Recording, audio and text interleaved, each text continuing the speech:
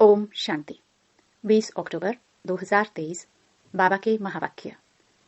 मीठे बच्चे, देह सहित सब कुछ भूल एक बाप को याद करो, तब कहेंगे मातेले बच्चे। इस पुरानी दुनिया से अब तुम्हारी बुद्धि हट जानी चाहिए। प्रश्न: बाप का ज्ञान किन बच्चों की बुद्धि में सहज ही बैठ जाता है? उत्तर: जो गरीब बच्चे हैं, जिनका मोह नष्ट है और बुद्धि विशाल है, उनकी बुद्धि में सारा ज्ञान सहज बैठ जाता है। बाकी जिनकी बुद्धि में रहता हमारा धन, हमारा पति, वह ज्ञान को धारण कर ऊंच पद नहीं पा सकते। बाप का बनने के बाद भी लौकिक संबंधों को याद करना माना कच्ची सगाई है। उन्हें सौतेला कहा जाता है। गीत: मरना तेरी गली में। ओम शांति। मीठे मीठे बच्चों ने गीत का अर्थ तो आपे ही समझा होगा। अब जीते जी आकर के बाप का बनना है और पुरानी दुनिया जिसको रौरव नरक कहा जाता है, उनको भूलना भी है और छोड़ना भी है ही। रौरव नरक को भूल फिर स्वर्ग को याद करना है। अपने को आत्मा समझ अपने बाप को याद करना है। पुरानी दुनिया बुद्धि से हट जानी चाहिए। उनके लिए पुरुषार्थ चाहिए। यह है जन्म जन्मांतर का कर्म बंधन। एक जन्म का नहीं, जन्म जन्मांतर का कर्म बंधन है। कितने पाप किस किस के साथ किए हैं, वह सब जन्म ले भोगने पड़ते हैं।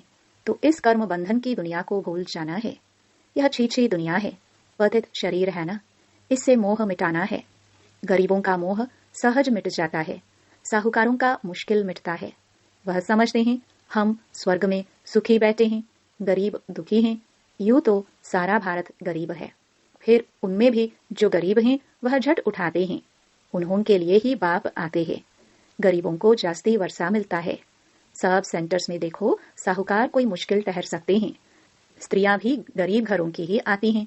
धनवान को तो पति से सुख मिलता है, इसलिए उनसे बुद्धि योग टूट नहीं सकता। गरीब ही अक्सर करके ज्ञान लेते हैं। बाप है ही गरीब निवास, जिस बाप को सब याद करते हैं, परंतु ड्रामानुसार भक्त भगवान को जानते नहीं है। भगवान तो है ही भक्तों का रक्षक, भक्ति का फल देने वाला, सदगति दाता एक बाप है।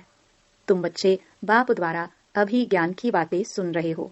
यह ज्ञान उन्हीं बच्चों की बुद्धि में बैठता है जिनकी बुद्धि विशाल है, मोह नष्ट है, जिनकी बुद्धि में रहता है कि हमारा पति, हमारा धन आदि है, वह ऊंच पद पा नहीं सकते। पद वह पाते हैं जो रचता और रचना का परिचय देते हैं। बाप को पहचाने बिगर वर्षा कैसे मिले? साजन को सिर्फ साजन कहने से फायदा नहीं हो सकता है। जाने पहचाने बिगर साजन से सगाई कैसे हो सकती है? कन्या की सगाई होती है तो उनको चित्र आदि दिखाते हैं। फलाने का बच्चा है, यह ऑक्यूपेशन है, आगे दिखलाते नहीं थे। ऐसे ही शादी करा देते थे, तो भी उनका ऑक्यूपेशन तो बताते हैं ना। यहाँ कोई कोई बच्चे अपने बाप को अथवा साजन को जानते ही नहीं हैं, तो सगाई कैसे हो? नंबरवार हैं।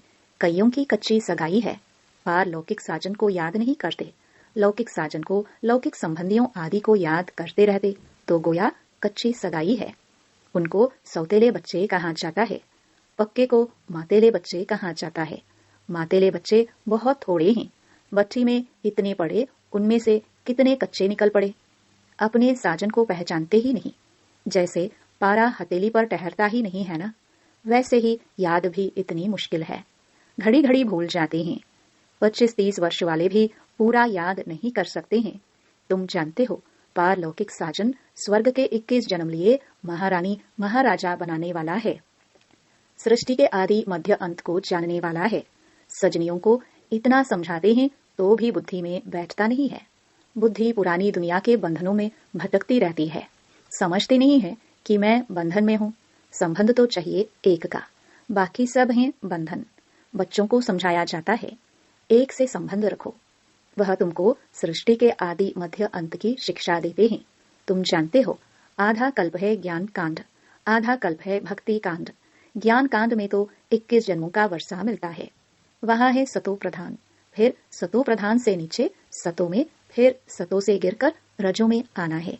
अब सतो पूरा होता तो ज्ञान कांड पूरा हो जाता है। द्वापर से भक्ति शुरू होती है। वह भी पहले सतो प्रधान भक्ति होती है, फिर भक्ति भी सतो रजो तमो में आती है। व्यभिचारी होने से भक्ति फिर गिरती जाती है। अब यह जानना और किसको समझाना तो बहुत सहज है। तुम बच्चों को रौरव नरक से संबंध तोड़ एक से रखना चाहिए। एक बाप से संबंध रखने की प्रैक्टिस करो। बाप को याद करने से ही विकर्म विनाश होंगे। गरीब अच्छी मेहनत करते हैं तो बलिहारी गरीबों की है। बाप भी गरीबों पर बलिहार जाते हैं। शुरुआत में कितने गोप थे, कितनी माताएं थी, कितने खत्म हो गए, बाकी थोड़े रहे हैं। माताएं भी थोड़ी रही। हाँ, कोई कोई साहूकार घर की भी रह गई, जैसे क्वीन मदर, देवी आदि। अब तुम्हें मूल बात समझानी है कि जिस भगवान को सब याद करते हैं उसका परिचय क्या है।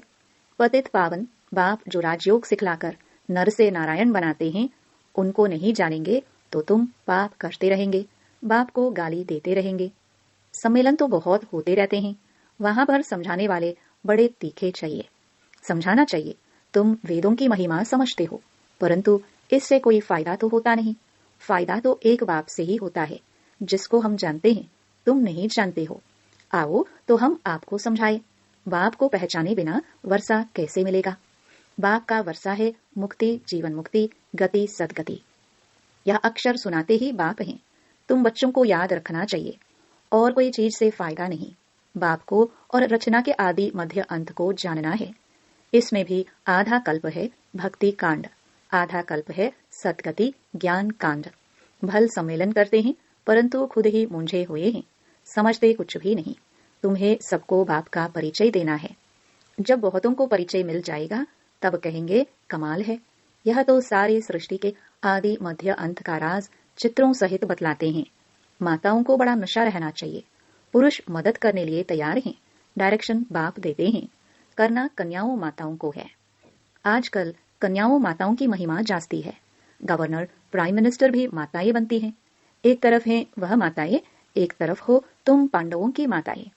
उन्हों की उछल जास्ती है क्योंकि उनका राज्य है। तुमको तो 3 पैर पृथ्वी के भी नहीं मिलते हैं। बाप तुम बच्चों को अनेक राज समझाते रहते हैं। तुम अभी स्वर्ग का वर्षा पाते हो। साजन तुमको श्रृंगारते हैं, महारानी बना देते हैं। ऐसे साजन से बुद्धि योग न रखना, यह तो बड़ी भारी भूल है। बच्चों को समझाते तो बहुत हैं, तुम सिर्फ ज्ञान और भक्ति का कॉन्ट्रास्ट बताओ। भारत में ही गाया हुआ है, दुख में सिमरण सब करे, सुख में करे न कोई। सुख में क्यों याद करेंगे, अभी वह दुनिया स्थापन हो रही है, परंतु सुख का वर्षा भी पूरा लेना चाहिए। मात पिता जानते हैं हर एक कितना लायक है। मौत जब नजदीक आएगी तो बताएंगे तुमने पुरुषार्थ पूरा नहीं किया है, तब तुम्हारा ऐसा हाल हुआ है। वह भी बताएंगे कि तुम किस किस्म की प्रजा में जाएंगे, किस किस्म के नौकर चाकर बनेंगे, सब बताएंगे। अच्छा, कई बच्चे समझते हैं आज हमने मुरली बहुत अच्छी चलाई, परंतु नहीं, यह तो शिव बाबा आकर मदद करते हैं। अपना अहंकार नहीं होना चाहिए। तुमको तो बाप सिखलाते हैं जो तुम सुनाते हो। बाप ना होता तो तुम्हारी मुरली काहे की। मुरलीधर के बच्चों को मुरलीधर बनना चाहिए, नहीं तो ऊंच पद पा नहीं सकेंगे। भल कुछ न कुछ फायदा हो जाता है। कोई सेंटर खोलते हैं तो बहुत आशीर्वाद मिलती है। इतना समय पढ़ाई की है तो आपे ही सर्विस कर सेंटर जमाना चाहिए। खुद सीखते हैं तो क्या औरों को नहीं सिखला सकते। ब्रह्मा कुमारी की मांगनी करते हैं तो बाबा समझ जाते हैं शायद खुद में इतना ज्ञान नहीं है। बाकी यहाँ आकर क्या करते हैं, बाबा तो समझाते हैं बादल आए रिफ्रेश होकर जाए, वर्षा बरसाए, नहीं तो पद कैसे पाएंगे। मम्मा बाबा कहते हो तो गद्दी पकड़ कर दिखाओ। यह भी कोई को अहंकार नहीं आना चाहिए कि हमने दिया। तुम कुछ भी न दो, बाबा तुमको कौड़ी के बदले हीरा देने से भी छूट जाएगा। अच्छा, मीठे मीठे सिखिलदे बच्चों प्रति मात पिता बाप दादा का याद प्यार और गुड मॉर्निंग। रूहानी बाप की रूहानी बच्चों को नमस्ते। धारणा के लिए मुख्य सार। पहला, एक के साथ सर्व संबंध रख बुद्धि योग अनेक बंधनों से निकाल लेना है। एक के साथ पक्की सगाई करनी है, बुद्धि योग बचकाना नहीं है। दूसरा, बाप समान मुरलीधर बनना है। मैंने अच्छी मुरली चलाई, इस अहंकार में नहीं आना है। बादल भरकर वर्षा करनी है। पढ़ाई की है तो सेंटर जमाना है। वरदान, बाप को सामने रख ईर्ष्या रूपी पाप से बचने वाले विशेष आत्मा भव। ब्राह्मण आत्माओं में हम शरीक होने के कारण ईर्ष्या उत्पन्न होती है। ईर्ष्या के कारण संस्कारों का टक्कर होता है। लेकिन इसमें विशेष सोचो कि यदि हम शरीक किसी विशेष कार्य के निमित्त बना है तो उनको निमित्त बनाने वाला कौन? बाप को सामने लाओ तो ईर्ष्या रूपी माया भाग जाएगी। अगर किसी की बात आपको अच्छी नहीं लगती है तो शुभ भावना से ऊपर दो, ईर्ष्यावश नहीं। आपस में रेस करो, रीस नहीं तो विशेष आत्मा बन जाएंगे। स्लोगन: बाप को अपना साथी बनाकर माया के खेल को साक्षी हो देखते चलो। मातेश्वरी जी के मधुर महावाक्य। अपनी असली लक्ष्य क्या है? पहले पहले यह जानना जरूरी है कि अपना असली लक्ष्य क्या है, वो भी अच्छी तरह से बुद्धि में धारण करना है, तभी पूर्ण रीति से उस लक्ष्य में उपस्थित हो सकेंगे। अपना असली लक्ष्य है मैं आत्मा उस परमात्मा की संतान हूँ, असल में कर्मातीत हूँ। फिर अपने आप को भूलने से कर्म बंधन में आ गई। अब फिर से वो याद आने से, इस ईश्वरीय योग में रहने से अपने किए हुए विकर्म विनाश कर रहे हैं। तो अपना लक्ष्य हुआ मैं आत्मा परमात्मा की संतान हूँ। बाकी कोई अपने को हमसो देवता समझ उस लक्ष्य में स्थित रहेंगे तो फिर जो परमात्मा की शक्ति है वो मिल नहीं सकेगी और न फिर तुम्हारे विकर्म विनाश होंगे। अब यह तो अपने को फुल ज्ञान है, मैं आत्मा परमात्मा की संतान कर्मातीत हो, भविष्य में जाकर जीवन मुक्त देवी देवता पद पाएंगे। इस लक्ष्य में रहने से वह ताकत मिल जाती है।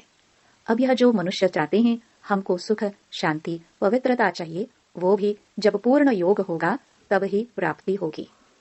बाकी देवता पद तो अपनी भविष्य प्रारब्ध है, अपना पुरुषार्थ अलग है और अपनी प्रारब्ध भी अलग है, तो यह लक्ष्य भी अलग है। अपने को इसी लक्ष्य में नहीं रहना है कि मैं पवित्र आत्मा आखिरी परमात्मा बन जाऊंगी, नहीं, परंतु हमको परमात्मा के साथ योग लगाए पवित्र आत्मा बनना है। बाकी आत्मा को कोई परमात्मा नहीं बनना है। इस अविनाशी ज्ञान पर अनेक नाम रखे हुए हैं। इस अविनाशी ईश्वरीय ज्ञान पर अनेक नाम धरे गए हैं, रखे गए हैं। कोई इस ज्ञान को अमृत भी कहते हैं, कोई ज्ञान को अंजन भी कहते हैं। गुरु नानक ने कहा ज्ञान अंजन गुरु दिया। कोई ने फिर ज्ञान वर्षा भी कहा है, क्योंकि इस ज्ञान से ही सारी सृष्टि सब्ज हरी भरी बन जाती है।